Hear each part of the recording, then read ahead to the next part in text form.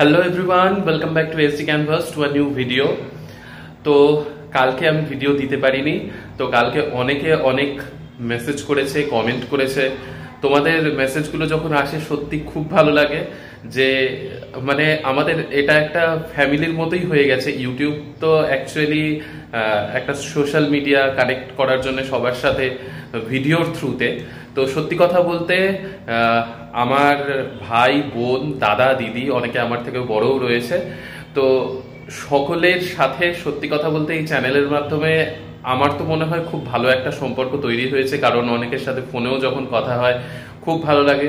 বা কালকে আমি ভিডিও বানাতে পারিনি, তো তার জন্য অনেকে জিজ্ঞাসা করেছে, দাদা ঠিক আছো, কোনো প্রবলেম নেই তো, ভিডিও আসেনি বা কেন।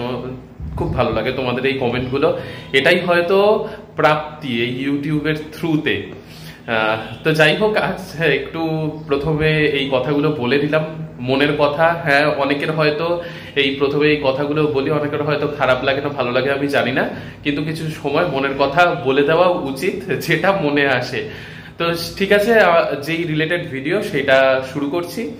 তো প্রথমেই কালকে যে অনেকগুলো কমেন্ট বা পেপারে একটা নিউজ বেরিয়েছিল, সেইটা প্রথমে তোমাদের সাথে ডিসকাস করি যে স্টেট এক্সাম পেছোবে কিনা বা পেছলেও কি হতে পারে। অনেকে জিজ্ঞাসা করেছে, দাদা তাহলে কি স্টেট এক্সাম ক্যান্সেল হয়ে যাবে, পিছিয়ে যাবে, কি হবে, সেই নিয়ে প্রথমে ডিসকাস করব। তো দেখো, ব্যাপার হচ্ছে স্টেট এক্সাম আজকে কত তারিখ? আজকে 17th মে।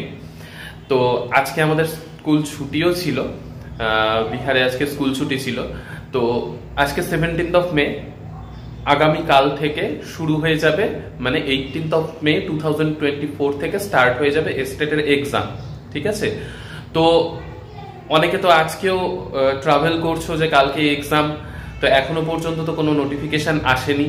তো ব্যাপার হচ্ছে স্টেট এক্সাম ক্যান্সেল বা পিছিয়ে যাওয়া এই দুটো আপাতত হচ্ছে না। যাদের যা ডেটে এক্সাম রয়েছে, অ্যাডমিট কার্ড চলে এসেছে, তো আপাতত সেই ডেটেই এক্সাম হবে। নিশ্চিন্তে থাকো, প্রিপারেশনটা যা নিচ্ছ রিভিশন দাও, প্রিপারেশন যা নিচ্ছ নাও। এরকম ভেবো না যে এক্সাম হবে না বা এক্সাম খুব পিছিয়ে যাবে। এগুলোর মধ্যে, এই দুটোর মধ্যে কোনোটাই হচ্ছে না। আচ্ছা, এবার ব্যাপার হচ্ছে যেই ব্যাপারের জন্য এই কথাটা উঠেছিল, সেই ব্যাপারটা হচ্ছে 20 তারিখে এবং 25 তারিখে, মানে 18th মে থেকে 29th মে পর্যন্ত এই স্টেটের এক্সাম, পেপার 1 এক্সাম চলার কথা। তো 20th 25th মেতে অনেক জায়গাতে ইলেকশন রয়েছে, ভোট রয়েছে। তো তার জন্য ইলেকশন কমিশনের কাছে লেটার লেখা হয়েছিল যে এই দুটো ডেটের এক্সাম যাতে না হয়। ঠিক আছে, এই দুটো ডেটের কথাই মেনশন করা হয়েছিল। এবার ব্যাপার হচ্ছে 20th আর 25th মেতে যে এক্সামগুলো রয়েছে সেগুলো পোস্টপন হবে কিনা সেটা এখনো পর্যন্ত নোটিফিকেশন আসেনি। যেহেতু অ্যাডমিট সকলে পেয়ে গিয়েছে, তো চান্সেস কি বলবো, সত্যি কথা বলতে চান্সেস কিছুটা রয়েছে পোস্টপন হওয়ার, কিন্তু ম্যাক্সিমাম রয়েছে এক্সাম হয়ে যাওয়ার। ঠিক আছে, কারণ এবার ইলেকশনেরও ব্যাপার রয়েছে। তো ইলেকশন কমিশন যদি অর্ডার দেয়, মানে বিএসইবি কে, কারণ স্টেট এক্সামটা নেয় বিএসইবি, বিপিএসসি নয়, তো বিএসইবি কে যদি অর্ডার দেয় তাহলে সেটা প্রসেস হতে পারে। ঠিক আছে, তবে বেশি চান্স হচ্ছে এক্সাম হয়ে যাওয়ার। তো সেটা যদি হয়, নোটিফিকেশন আসবে, তখনই বোঝা যাবে, এখনই কনফার্ম নয়। অনেক ইউটিউব চ্যানেলের থেকে অনেকে অনেক কিছু শুনে ঘাবড়ে গিয়েছিল, আমাকে ফোনও করেছিল যে দাদা তাহলে কি এক্সাম হচ্ছে না। সেই রকম কোনো কথা এখনো পর্যন্ত হয়নি। শুধুমাত্র এইটুকুই, যদি হয় তাহলে নোটিফিকেশন আসবে, কিন্তু বাকি ডেটের এক্সামগুলো কিন্তু সেই ডেটেই চলবে। এবার 20th 25th ম্যাক্সিমাম চান্স রয়েছে হয়ে যাওয়ার, সামান্য কিছুটা চান্স রয়েছে যদি ইলেকশন কমিশন থেকে অর্ডার আসে, তবে বিএসইবি সেটার নোটিফিকেশন বের করবে, তোমরা জেনে যাবে। ঠিক আছে, তো সেটা নিয়ে আপাতত চিন্তা করে সময় নষ্ট করে কোনো কাজ নেই। তোমরা প্রিপারেশন নিতে থাকো, এক্সাম হবে সেটাই ধরে রাখো। আর অনেকে এটাও জিজ্ঞাসা করেছে দাদা আমার 20th মেতে এক্সাম রয়েছে, তাহলে আমার কি হবে? আপাতত নোটিফিকেশন আসেনি, তোমরা আপাতত এক্সাম দিতে যাবে সেটাই মেন্টাল প্রিপেয়ার হয়ে থাকো, এইটুকু ভরসা দিচ্ছি, এইটুকু ভরসা নাও। বাকি যদি নোটিফিকেশন আসে আমি অবশ্যই এই ব্যাপারটা নিয়ে তো সব মানে জানতে পারলেই সাথে সাথে জানাবো, কারণ আমাদের টিচারদেরও অনেকগুলো গ্রুপ রয়েছে, যে কোনো বিএসসিবি হোক বিপিএসসি হোক যে কোনো জায়গার থেকে নোটিফিকেশন আসলে আমাদের গ্রুপে সবার আগে চলে আসে। তো আমি জানতে পারলে অবশ্যই তোমাদের সাথে শেয়ার করে দেবো এই ব্যাপারটা, তার জন্য চিন্তা ভাবনার কোনো ব্যাপার নেই আপাতত, ঠিক আছে? তাহলে এইটুকু মানে ব্যাপারে তোমরা রিল্যাক্স হতে পারলে যে এক্সাম হবে কি হবে না, বা হলেও কি হতে পারে, বা পোস্টপোন হলেও কি হতে পারে, ক্লিয়ার আশা করি। এবার কিছু কিছু প্রশ্ন যেগুলোর উত্তর না দিলেই নয়, যেমন হচ্ছে সাবজেক্ট কম্বিনেশনে অনেকে ভুল করে ফেলেছে। আমি অনেক আগে ভিডিও করার সময় যখন ফর্ম ফিল আপ চলছিল তখনও বলেছিলাম, হয়তো তখন তারা চ্যানেলের সাথে যুক্ত হয়নি, এই ফ্যামিলির একজন হয়নি এসজি ক্যানভাসের, হয়তো তার জন্য ভুল হয়ে গেছে। তো অনেকেই রিলেটেড আমাকে মেসেজ করেছে, কমেন্ট করেছে যে দাদা আমার সায়েন্সে আমি ফর্ম ফিল আপ করেছি, আমার ফিজিক্স অনার্স বা কেমিস্ট্রি অনার্স, সাথে আমার বায়ো ছিল না, তাহলে আমি যে সায়েন্সে অ্যাপ্লাই করেছি তাহলে আমি কি এক্সাম দিতে যাব, আমি কি এক্সাম দিতে পারবো? তো এইটার ক্লিয়ার কাট উত্তর হচ্ছে তোমাদের অ্যাডমিট চলে আসবে বা চলে এসেছে, দেখতেই পাচ্ছ যে ভুল কম্বিনেশন দিয়েও তোমরা ফিল আপ করেছিলে, তো তোমাদের কিন্তু অ্যাডমিট চলে এসেছে।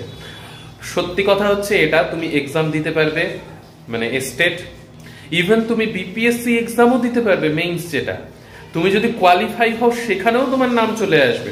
সব হলো, হওয়ার পর তোমার দেখা যাবে যদি খুব ভালো এক্সাম হয় ফাইনাল সিলেকশন লাকিলি হয়েও গেল, ঠিক আছে? কিন্তু তুমি যদি জয়েনিং করো তারপরে তোমার কিন্তু কয়েক মাস পর যখন ভেরিফিকেশন চলতে থাকবে, কারণ ভেরিফিকেশন ডকুমেন্ট ভেরিফিকেশনের সময় অত ভালো করে চেক করা, মানে অত ভালো করে প্রপার যেটা চেকিং সেটা হওয়া পসিবল নয়, অনেক ক্যান্ডিডেট থাকে, তো তারপরে কিন্তু চেকিং চলতে থাকে, তখন ধরা পড়বে, তো তখন কিন্তু সব গড়বড় হয়ে যাবে। তাহলে বোঝা গেল, অনেকে বলছে দাদা অ্যাডমিট তো চলে এসেছে তাহলে কোনো সমস্যা নেই, তাহলে আমি এক্সাম দিতে পারবো, বা আমার কি এক্সাম দেওয়াটা উচিত বা কি করণীয়? আসল কথা হচ্ছে এটা, তুমি স্টেট এক্সামও দিতে পারবে, তুমি মেইনস এক্সামও দিতে পারবে, তোমার রেজাল্ট যদি খুব ভালো এক্সাম দাও রেজাল্টও দিয়ে দেবে, তুমি জয়নিংও পর্যন্ত করে নিতে পারবে। কিন্তু আফটার জয়নিং তখন যদি এই ব্যাপারটা হয় খুব খারাপ লাগবে, ওই ব্যাপারটা আমি মুখেও আনতে চাই না। তো আশা করি বুঝতে পারলে, যদি সাবজেক্ট কম্বিনেশন ভুল হয়ে থেকে থাকে তোমরা জাস্ট এক্সপেরিয়েন্সের জন্য এক্সাম দিতে পারো, কিন্তু সেই এক্সাম দিয়ে তোমার কোনো লাভ হবে না, ঠিক আছে? এইটুকু একদম ক্লিয়ার।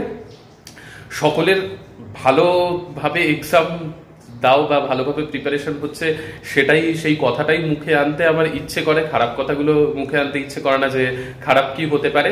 তো যেটা সত্যি সেইটা তোমাদেরকে বললাম, আশা করি বুঝে গেছো। যদি সাবজেক্ট কম্বিনেশন ভুল দিয়ে থাকো টেনশনের কিছু নেই, নেক্সট এক্সাম যেটা হবে সেটার জন্য প্রিপারেশন নাও। ঘাবড়ে যাওয়া, ভয় পাওয়া, টেনশন এগুলো না নিয়ে বরঞ্চ এটা করো, এটা কাজে দেবে যদি ভুল হয়ে থেকে থাকে। আর সাবজেক্ট কম্বিনেশন তোমাদের সাথে আমি বারবারই শেয়ার করেছি যে প্রত্যেকটা সাবজেক্ট কম্বিনেশন যা যা রয়েছে সেগুলো কিন্তু অবশ্যই মেনটেন করতে হবে।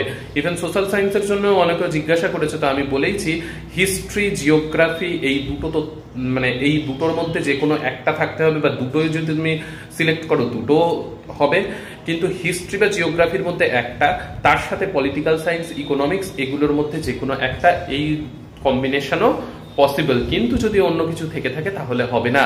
একজন এটাও আমাকে আজকে জিজ্ঞাসা করেছে, দাদা আমার মানে আমি আমার অনার্সে বোটানি বা জুলজি কিছু একটা বলেছে যে রয়েছে, কিন্তু আমার ফিলোসফি না সাইকোলজি কি একটা আমার মনে নেই এই মুহূর্তে, এরকম কিছু একটা সাবজেক্ট কম্বিনেশন রয়েছে, কেমিস্ট্রি বা ফিজিক্স এই দুটোর মধ্যে কোনোটা নেই, তো কেমিস্ট্রি নেই, তো সেই ক্ষেত্রে তোমারও সাবজেক্ট কম্বিনেশন ম্যাচ করছে না, সেক্ষেত্রে তোমারও হবে না, ঠিক আছে? সাবজেক্ট কম্বিনেশন ম্যাচ না করলে সেক্ষেত্রে তুমি এক্সাম দিতে পারলেও তোমার কিন্তু ব্যাপারটা ঠিক নয়, তোমার ক্যান্সেল হয়ে যাবে, ঠিক আছে?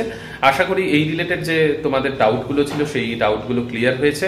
এবার অনেকে এটাও জিজ্ঞাসা করেছো, দাদা আমরা গিয়ে হোটেল পাবো তো কি পাবো না? দেখো, হোটেল পাওয়াটা পুরোটাই এখন যেহেতু ভীষণ একটা মানে কি বলবো, অনেক বড় অ্যামাউন্টের মানে ক্যান্ডিডেট যাবে পরীক্ষা দিতে, তো সেই ক্ষেত্রে অনেকে বুকিং হয়ে গেছে অনেকের। তো সেই ক্ষেত্রে যদি নাও পেয়ে থাকো, আমি তাও বলবো ঠান্ডা মাথায় থাকো, ঠান্ডা মাথায় গিয়ে আমি যে অপশনসগুলো বলেছি, যে হয় ওয়েটিং লাউঞ্জ যেটা এসি 35 রুপিস পার আওয়ার, সেখানে থাকতে পারো, বা ওয়েটিং রুম রয়েছে যেখানে কোনো চার্জ দিতে হবে না, সারা রাত্রি কোনো রকম ভাবে একটু কাটিয়ে দিয়ে এক্সাম দিতে হবে, সরকারি পরীক্ষা, সরকারি চাকরি বলে কথা, এইটুকু কষ্ট করে নিতে হবে। এইটুকু মাথায় নিয়েই পজিটিভ চিন্তা ভাবনা রেখে চলো। তো এইগুলোই আজকের ভিডিওটা আমার বলার ছিল। তো আশা করি ভিডিওটা ভালো লেগে থাকলে লাইক শেয়ার সাবস্ক্রাইব তো তোমরা অবশ্যই করবে। তোমাদের উপর এইটুকু ভরসা আমার হয়েছে। হ্যাঁ, 1000-এর বেশি লোক হয়তো মানে ক্যান্ডিডেট হয়তো দেখে, কিন্তু 1000 জন সাবস্ক্রাইব করে না, এটা একটু খারাপ লাগে। 1000 জনই যদি সাবস্ক্রাইব করে তাহলে দেখতেও বেশ ভালো লাগে। তো বাঙালিদের মধ্যে থেকে বাঙালি একজন দাদাকে তোমরা যদি একটু লাইক করো তাতে তো কোনো অসুবিধার কিছু নেই, সেটা বরঞ্চ ভালোই হয়। তো ঠিক আছে, নেক্সট ভিডিওতে তোমাদের আর কোনো ডাউট থাকলে জানিও, আমি অবশ্যই কমেন্ট করব। আর হোয়াটসঅ্যাপে অনেকগুলো মেসেজ এসেছে, আমি প্রথম কিছু কমেন্ট মানে রিপ্লাই দিয়েছি। যদি কারো রিপ্লাই আমি না দিয়ে থাকি প্লিজ আরেকবার হাই লিখে পাঠিও, আমি দেখে অবশ্যই মেসেজের রিপ্লাই দেব। ঠিক আছে, ঠিক আছে, ভালো থেকো, সুস্থ থেকো, ভালোভাবে প্রিপারেশন নিতে থাকো। নেক্সট ভিডিওতে দেখা হচ্ছে, বাই।